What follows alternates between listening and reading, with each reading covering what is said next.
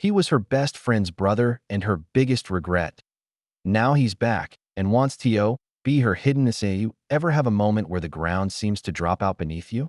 Where someone you trusted or thought you understood shows you exactly who they are, and it's nothing like the picture you carried in your head.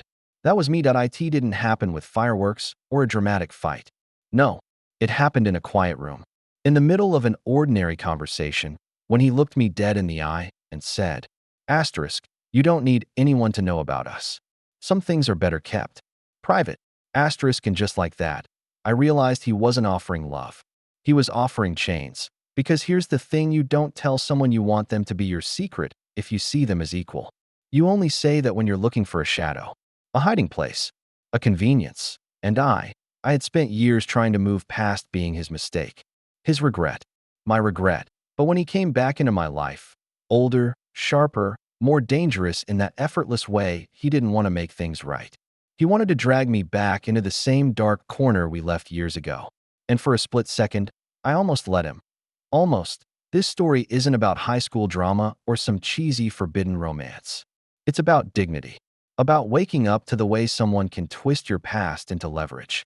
It's about refusing to live in someone else's shadow, no matter how charming that shadow pretends to be, because secrets, they rot. And the longer you let them sit, the worse the smell gets. And if you think I was going to let him bury me in one again, well, you're about to find out just how wrong he was. She thought she left the past behind. But when he came back, it wasn't love he offered, it was chains. Before we dive in, a quick note.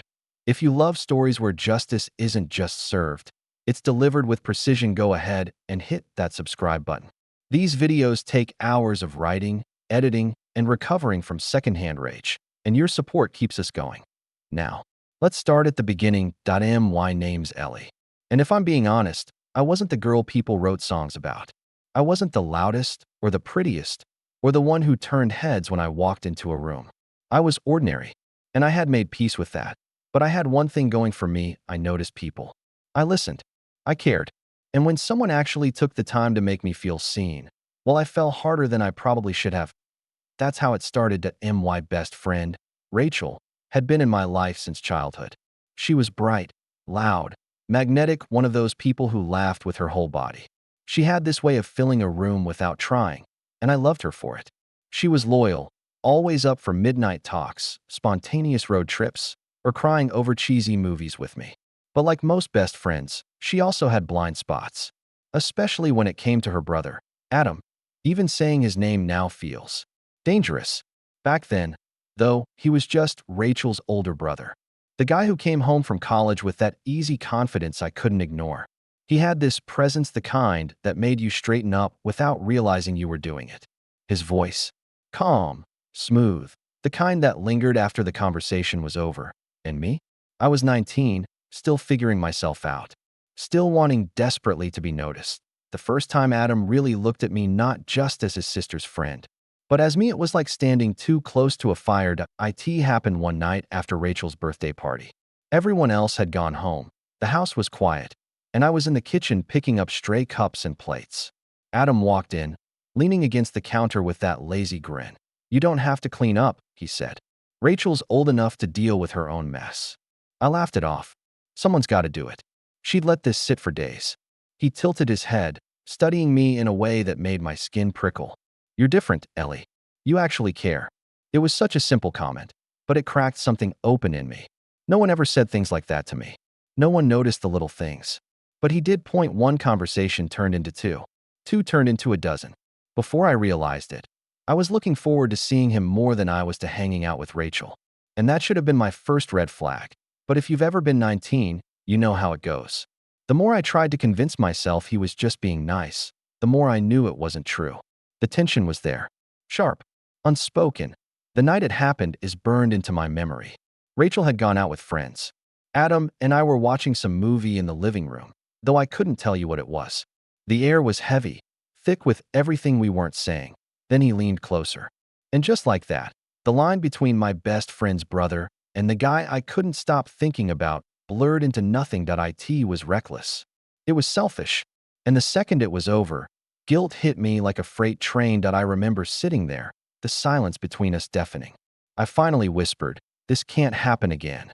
Adam just smirked, like he knew better. Like he'd already decided otherwise. But me? I meant it. At least I wanted to. Because how do you explain to your best friend that her brother isn't just her brother anymore? That you've crossed a line that can never be uncrossed? You don't. You bury it. You lock it away. You pretend it never happened, and that's what I did. For weeks, I avoided Adam, kept things light with Rachel, and told myself it was just a mistake. A one-time lapse in judgment. Something I could outrun if I ignored it hard enough. But here's the thing about secrets. They don't stay buried. Not really. They sit there, just under the surface, waiting. And when they come back, they don't ask permission. Looking back, I can see exactly where the cracks started forming. I can see the way Adam's smile wasn't just casual, the way his texts lingered too long, the way I felt my stomach drop every time Rachel said, "Hey, Adam's coming over later." I should have stopped it before it started.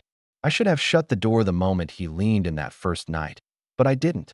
And that mistake me biggest regret was about to shape everything that came next. Have you ever made a choice you instantly regretted? Be honest, be why the time Adam came back into my life. I convinced myself I was over it. Over him, years had passed. I'd gone through heartbreaks, jobs, apartments, the endless shuffle of growing up. I wasn't that 19-year-old girl anymore.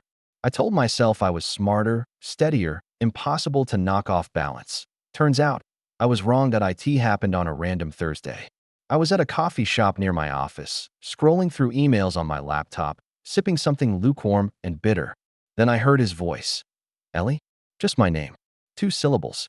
And suddenly, the air in the room felt too thin. I looked up, and there he was, Adam. Older, sharper. The boyish edges had been carved into something harder, more deliberate.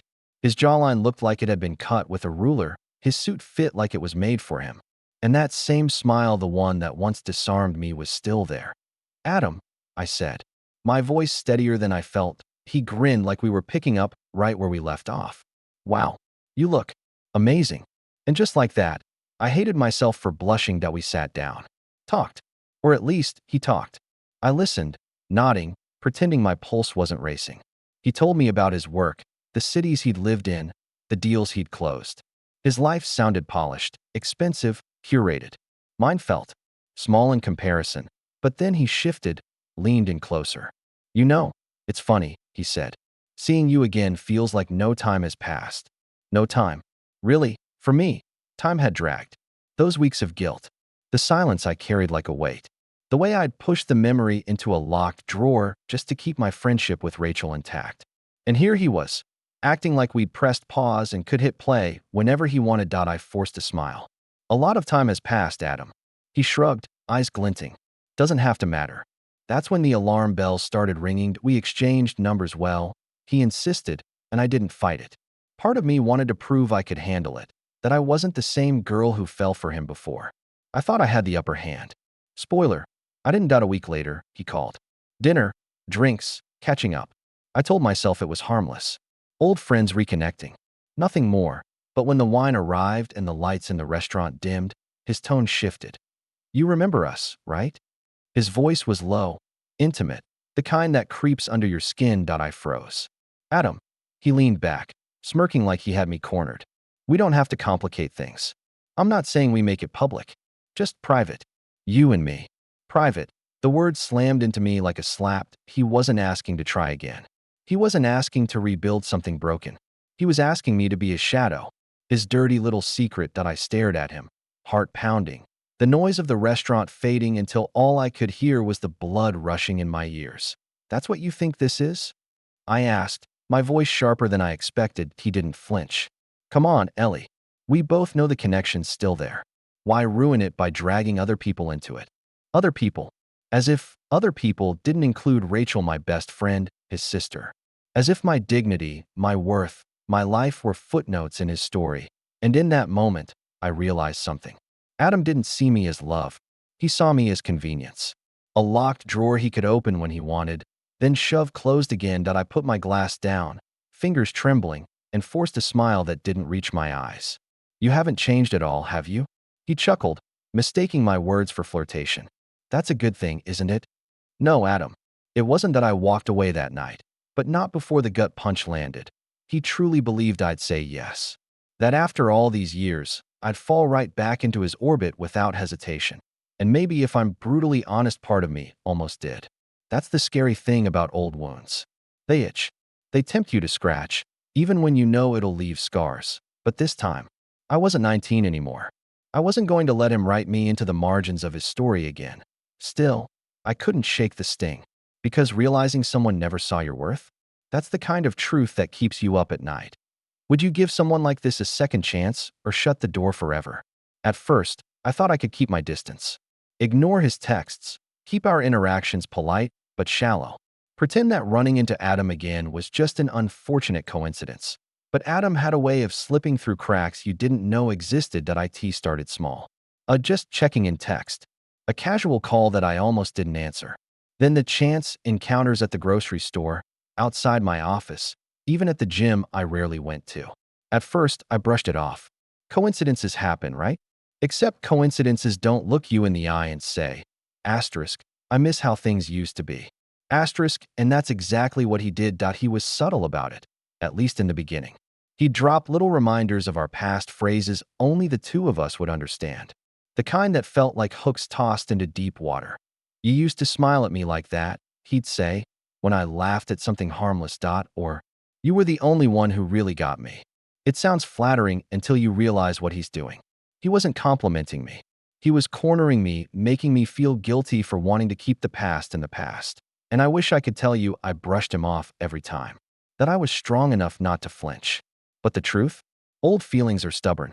They crawl back in through cracks you thought were sealed. I'd lie awake at night, replaying his words, wondering if maybe he did miss me. If maybe he saw me as more than a mistake. But deep down, I knew better. The mask slipped one evening when he showed up unannounced at my apartment. I opened the door, shocked, and before I could say anything, he pushed past me like he belonged there. Adam, what are you doing here?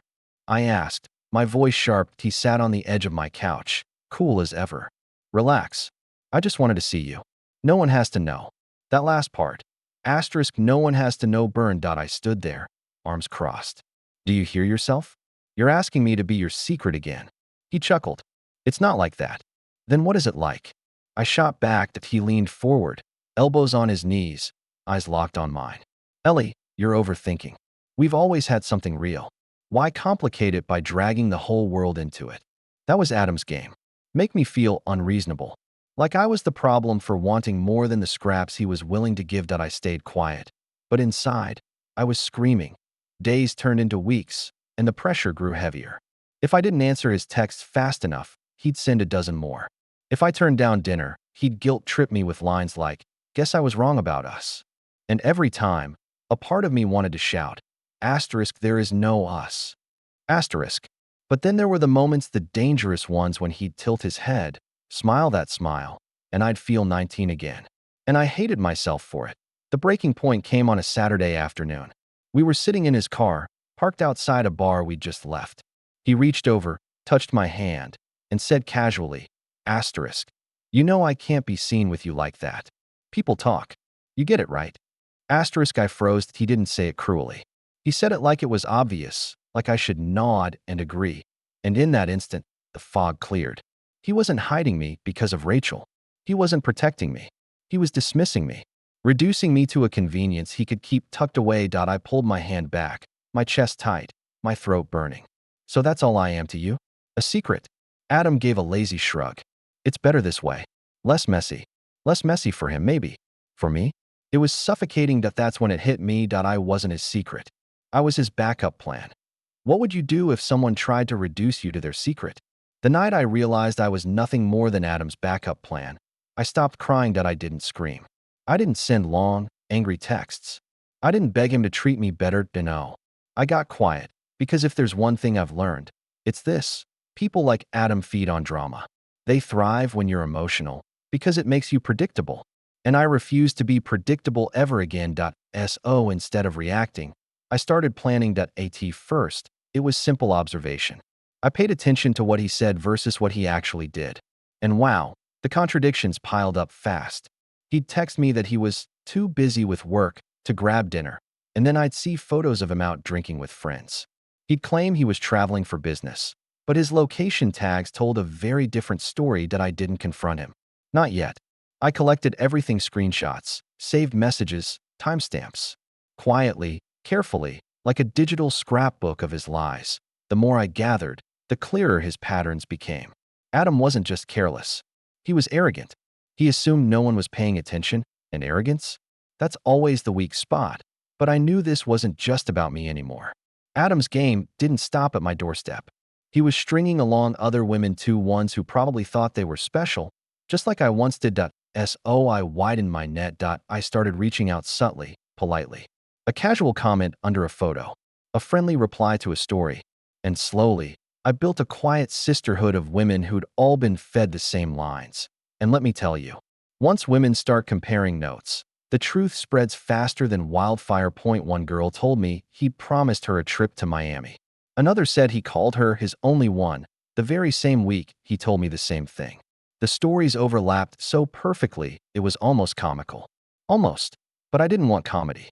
I wanted justice. So I timed everything. It started at Rachel's birthday party, my best friend, his sister, the place where his perfect image mattered most.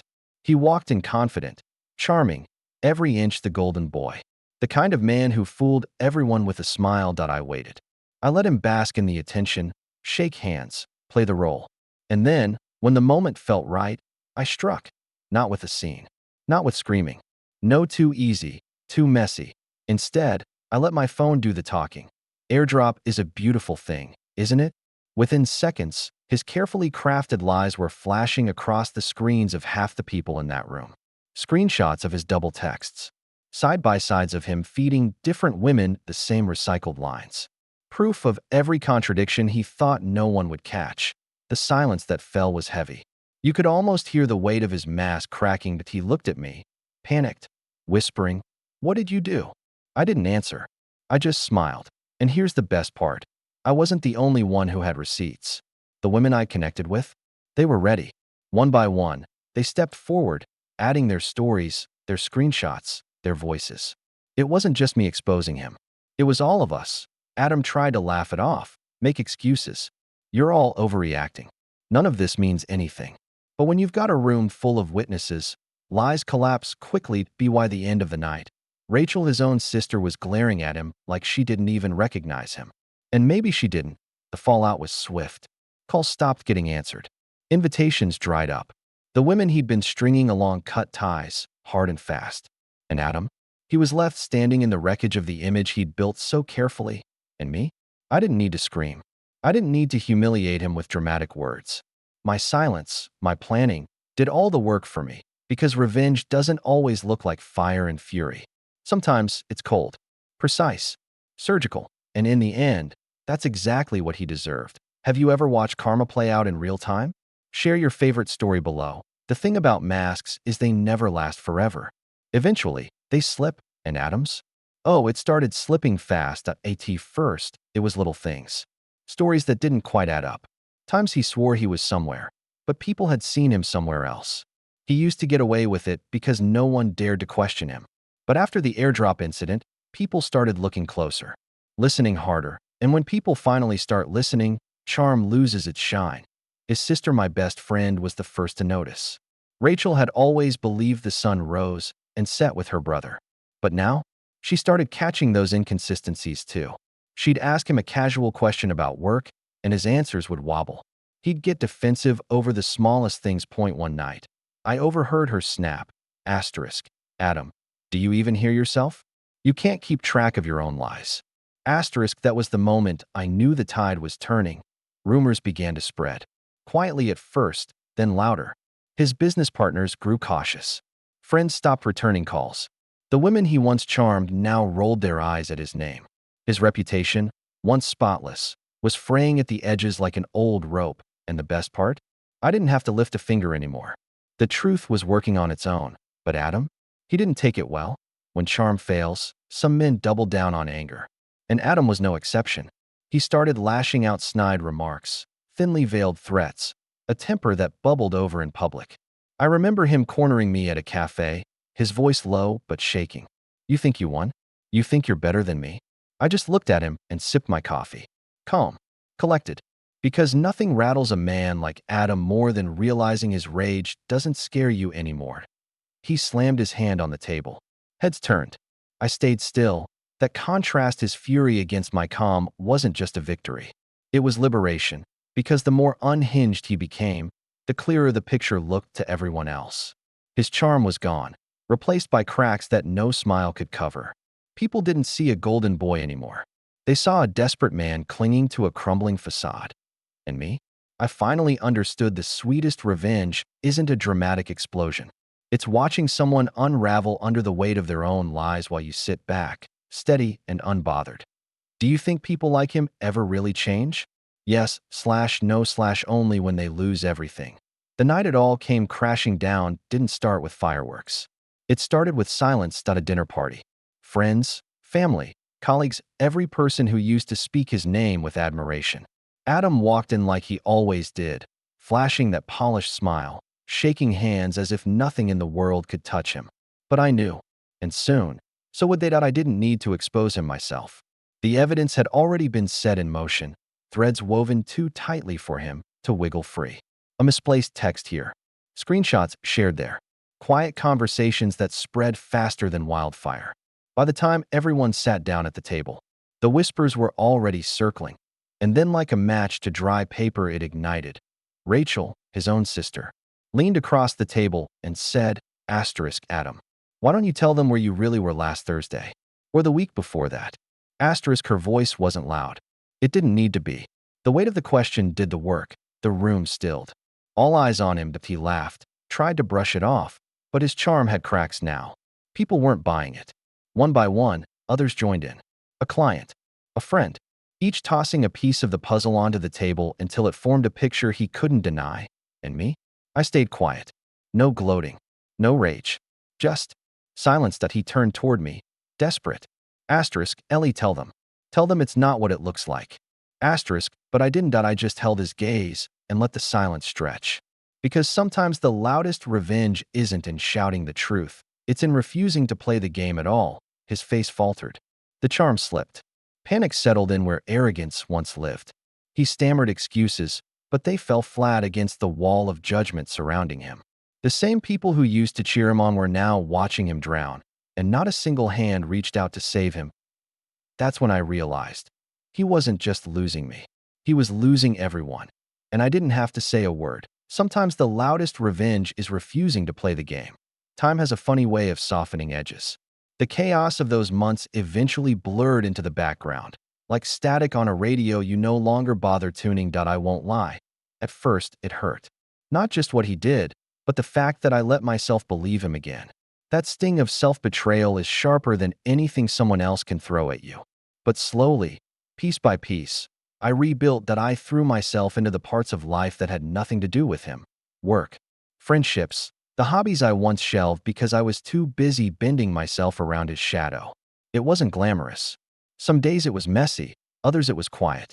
But day by day, I remembered who I was without him. And you know what I realized? There's a world of difference between love and possession. Possession says, stay where I put you. Don't move. Don't shine unless I give you permission. Love says, grow, expand, be yourself, and I'll stand beside you, not over you. He never loved me. He tried to own me. And that's a burden I'll never carry again. There was a moment months later when I bumped into him on the street. He looked smaller somehow. Not physically, but in presence. The confidence, the magnetism gone.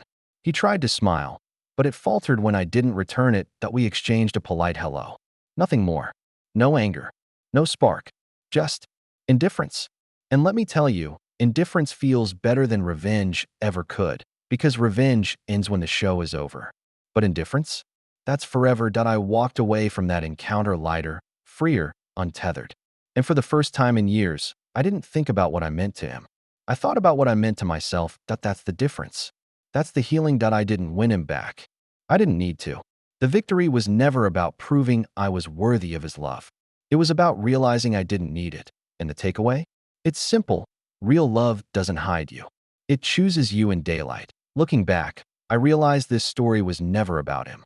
Not really. It was about me finally stepping out of the role he tried to shove me into. The shadow, the secret, the backup plan. Yes, there was satisfaction in watching his lies collapse. But the real victory wasn't in his downfall, it was in reclaiming my own self-respect. I stopped asking, why wasn't I enough for him? And started asking, why was I ever willing to shrink for him in the first place? That shift? That was everything. Because revenge doesn't always mean destroying someone else's life. Sometimes it's simply refusing to let them control yours any longer. Sometimes it's silence. Sometimes it's walking away without looking back. And sometimes, the sweetest revenge is living a life so full, so unapologetically yours, that they fade into nothing more than a footnote. So if you take anything from my story, let it be this. Real strength isn't in shouting the loudest. It's in knowing when not to speak at all. And real love? It doesn't ask you to hide. It chooses you in daylight. That if you found this story as cathartic as I did, hit like, leave a comment, and subscribe. These videos take hours to dig through, right? And bring to life, and your support is what keeps this channel going. Until next time, stay strong, stay kind, and never, ever let someone convince you you're worth keeping in the dark.